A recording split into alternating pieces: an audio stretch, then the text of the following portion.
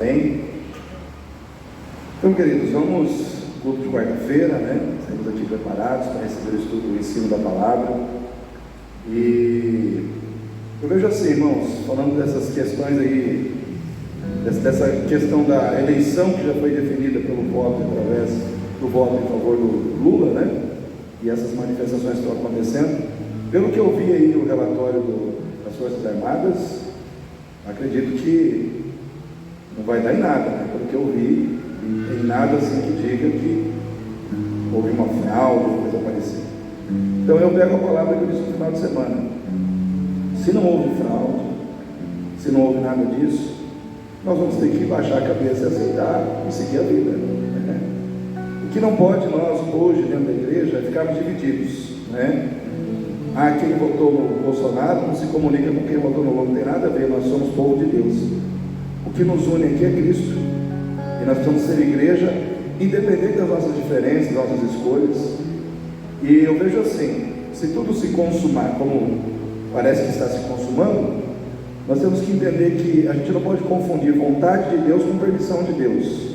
A vontade de Deus ela é boa, agradável e perfeita, e a permissão de Deus é a consequência do nosso livre-arbítrio. Nós temos livre-arbítrio de escolher, de fazer decisões, e Deus não vai tirar de nós a condição de colher as consequências boas ou ruins das nossas escolhas.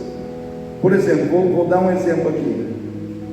Jaqueline, o camarada pega o carro a 180 km por hora dentro da cidade, e ele atropela uma família que está na calçada e mata mãe, pai e filhos. Deus quis isso?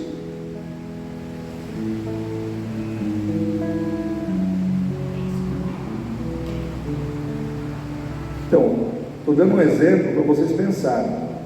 Tem muita coisa que acontece de ruim e não é a vontade de Deus, é a consequência do livre-arbítrio humano em agir na sua imprudência, na sua insensatez. Então, por exemplo, o resultado de uma eleição que colocou talvez no governo do Brasil um homem comprometido com tudo aquilo que é errado. Na minha opinião, na minha humilde opinião, a gente viu tantas coisas acontecendo nesses últimos dias. O maior responsável por tudo isso foi a igreja. Não vou nem dizer que foram os satanistas, os macumbeiros. Não, a igreja dividida, a igreja, né, que não estava fechada no posicionamento dentro da palavra. É o que acontece.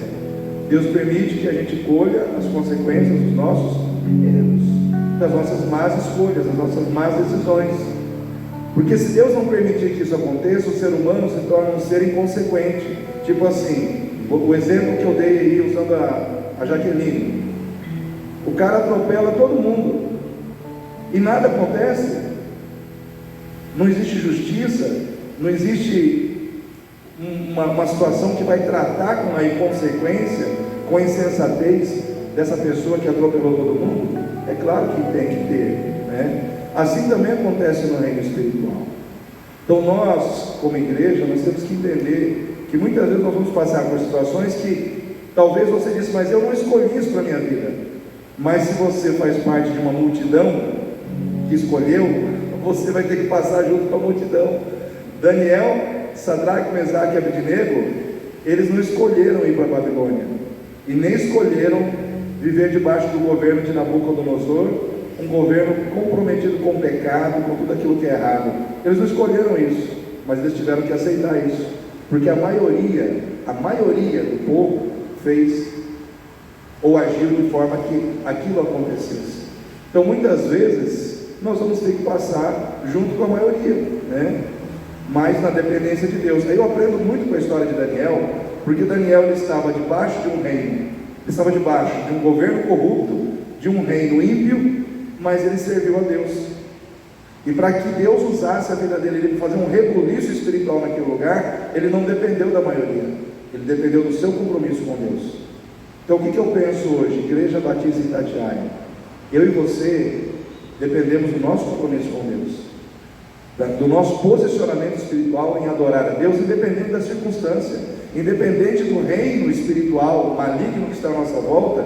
Nós podemos servir a Deus e esperar que Deus vai responder ao nosso compromisso de fé com Ele.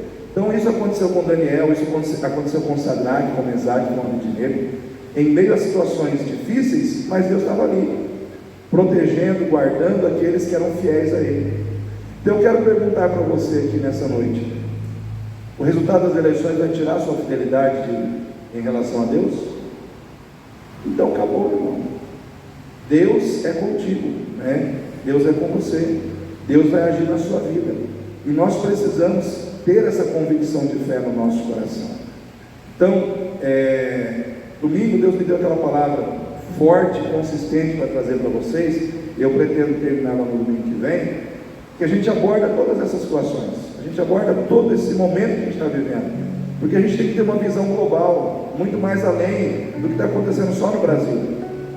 Nós temos que entender que tudo está debaixo de vamos dizer assim, de um processo profético que tem que se cumprir.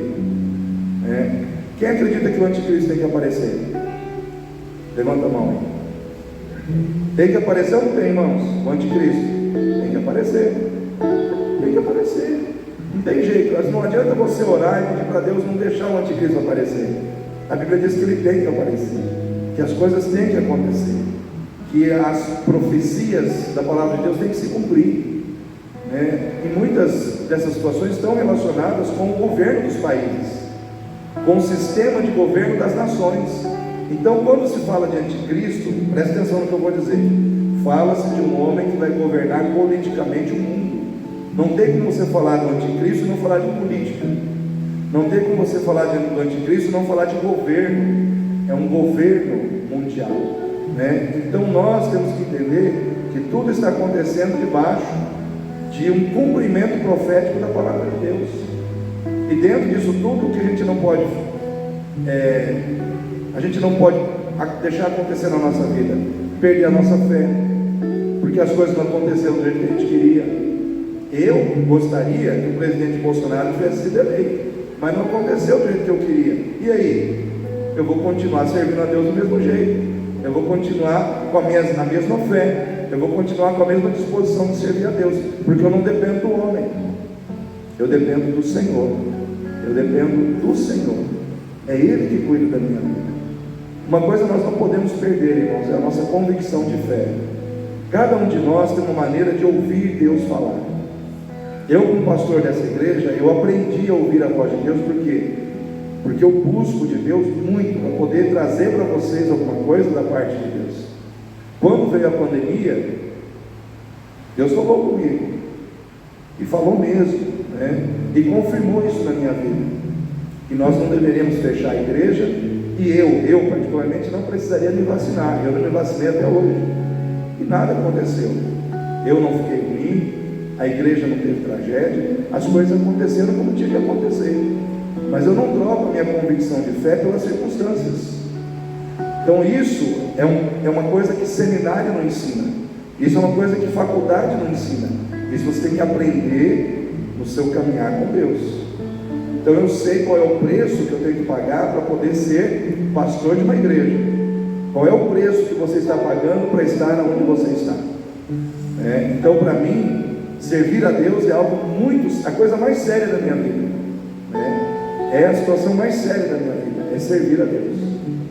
Então nós precisamos colocar o nosso coração, a nossa mente, a nossa atenção na palavra e entender que o Senhor é conosco, Ele nos guardará. Jesus, Ele disse aos seus discípulos, quando Ele foi orar, Mateus 26:40, voltando-se para os seus discípulos, achou-os adormecidos e disse a Pedro: então nem uma hora pudestes velar comigo? Uma horinha, nem uma hora. Quem aqui já se decepcionou com alguém e ficou triste? Pode levantar a mão. Já passei por isso também. Quando você se decepciona com alguém, você se entristece, porque você espera algo daquela pessoa. Você espera um comparecimento, uma ajuda, um apoio, de repente não vem. Você fica triste. Jesus se decepcionou com seus discípulos, porque eles não puderam uma hora, nem sequer uma hora, irmãos.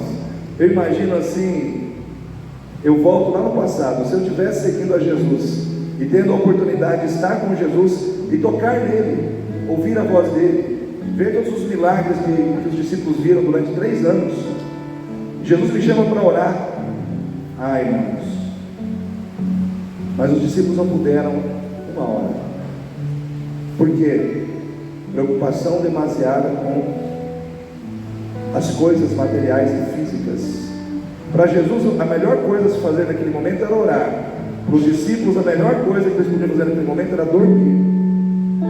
Dormir não é pecado, porém tem muita coisa que não é pecado que está dominando a vida dos crentes hoje e está tirando os crentes do foco. Então eu quero dizer para você, querido, cuidado com esse tempo. Nós estamos vivendo um tempo onde nós não podemos negligenciar o valor das coisas espirituais da nossa vida: oração, culto, leitura da palavra, comunhão com Deus, porque o Espírito Santo se alimenta disso tudo, e isso gera um combustível de fé dentro de nós. Nós não estamos vivendo um tempo qualquer, é um tempo difícil, é um tempo de esfriamento na fé, é um tempo de apostasia, é um tempo de grande corrupção na terra. Então você tem que estar na presença de Deus. Então eu quero que você fique em pé nesse momento, para que nós possamos orar, para que nós possamos colocar diante de